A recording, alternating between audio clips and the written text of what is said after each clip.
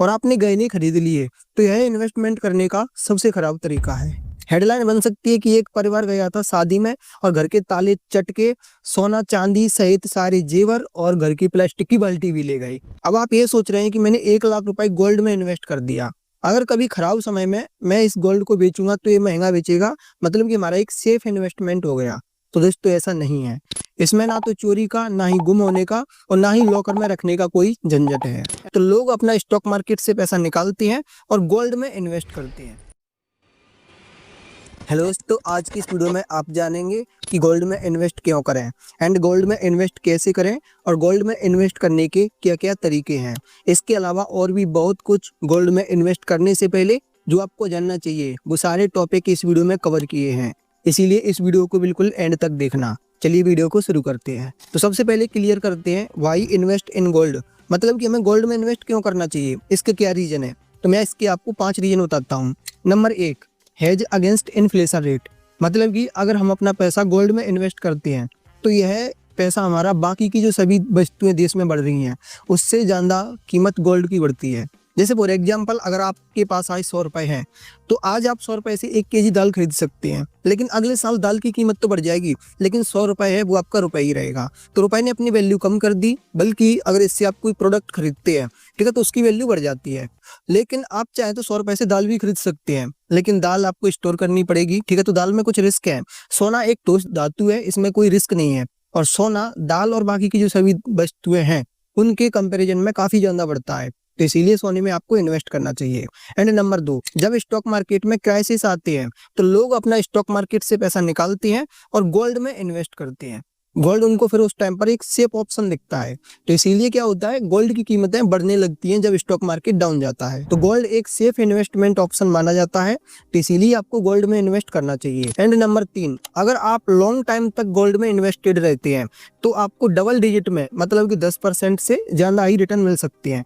मैं अभी आपको कुछ स्क्रीनशॉट दिखा रहा हूँ, आप देख सकते हैं कि कितने टाइम में कितने रिटर्न्स गोल्ड ने दिए हैं। एंड नंबर 4, पोर्टफोलियो डाइवर्सिफिकेशन, मतलब कि किसी को एक ही जगह पर अपना पैसा इन्वेस्ट नहीं करना चाहिए। तो अगर आपने पैसा अपना स्टॉक मार्केट में लगा रखा है, प्रॉपर्टी में लगा रखा है, या फिर और भी ऑप्शन में आपने पैसा लगाया है, तो आपको गोल्ड में भी इन्वेस्ट करना चाहिए। एंड नंबर 5, जब सेंट्रल बैंक जैसे कि इंडिया में आरबीआई गोल्ड को रिजर्व करते हैं तो ऐसे में गोल्ड की कीमतें बढ़ने लगती हैं, क्योंकि जब किसी भी देश की गवर्नमेंट उसको रिजर्व करती है तो वो एक अच्छा संकेत होता है इन्वेस्टर्स के लिए, तो बाकी के लोग भी उस टाइम पर गोल्ड खरीदने लगते हैं। तो ऐसे में अगर आपने पहले से खरीद कर रखा है तो आपको गोल्ड पर काफी ज्यादा रिटर्न मिल सकते हैं। अब हम जानते हैं different way to invest in gold, मतलब कि गोल्ड में इन्वेस्ट करने के क्या क्या तरीके हैं। तो इसमें सबसे पहला तरीका है फिजिकल गोल्ड बाई करना। तो हमें इंडियंस के डीएनए में ही है कि जब भी हमें गोल्ड बाई करना रहता है या फिर गोल्ड में इन्वेस्ट करना रहता है तो हम गहने ज़्यादा प्रेफर करते हैं, मतलब कि गोल्ड में इन्वेस्ट करना है, चलो गहने खरीद लेते हैं। तो अगर आप गहने खरीद रहे हैं इन्वेस्टमेंट पर्पज से और पहनने के लिए तब तो ठीक है, लेकिन अगर आप गोल्ड में केवल इन्वेस्ट करना चाहते हैं और आपने गहने खरीद लिए तो यह इन्वेस्टमेंट करने का सबसे खराब तरीका है। ये दोस्तों कैसे हो सकता है, क्या इतने लोग पागल हैं जो ज्वेलरी में इन्वेस्ट कर रहे हैं और मैं बता रहा हूँ कि ये सबसे खराब तरीका है इन्वेस्ट करने का। तो आइए हम इसे डिटेल में समझते हैं। जैसे मान लीजिए आपने कोई गहने खरीदे 1 लाख रुपए के, अब आप ये सोच रहे हैं कि मैंने 1 लाख रुपए गोल्ड में इन्वेस्ट कर दिया, अगर कभी खराब समय में मैं इस गोल्ड को बेचूंगा तो ये महंगा बेचेगा, मतलब कि हमारा एक सेफ इन्वेस्टमेंट हो गया। तो दोस्तों ऐसा नहीं है, क्योंकि आप इस चीज पर गौर ही नहीं करते कि जो 1 लाख रुपए का मैंने गोल्ड बाई किया है इस पर 3% तो टैक्स लगा है, मतलब कि 3,000 रुपए गवर्नमेंट ले गई। अब आपका गोल्ड बचा है केवल 97,000 का। 97,000 से अब जो आपने ज्वेलरी बनवाई है तो सुनार ने उस पर कुछ मेकिंग चार्ज लिया है, मतलब कि बनवाने का लेबर के लिए चार्ज। तो ये डिपेंड करता है कि आपने किस टाइप की ज्वेलरी बनवाई है, उस पर मेकिंग चार्ज कितना लगता है। बेसिकली जो मेकिंग चार्ज है वो 8% से लेकर और 20% तक भी हो सकती है। मान लीजिए कि 10% मेकिंग चार्ज लगा जो आपने ज्वेलरी बनवाई उस पर, तो 97,000 का 10% होता है 9700 रुपए।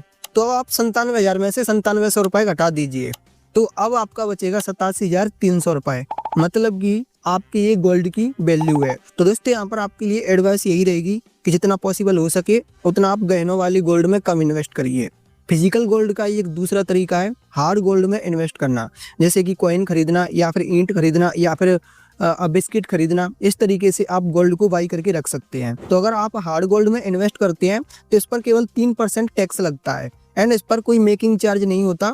साथ ही इसकी जो शुद्धता है वो पूरी होती है 24 कैरेट। जब भी आप बेचने के लिए जाएं तो मार्केट प्राइस के अकॉर्डिंग आपका जो सोना है वो सेल होगा।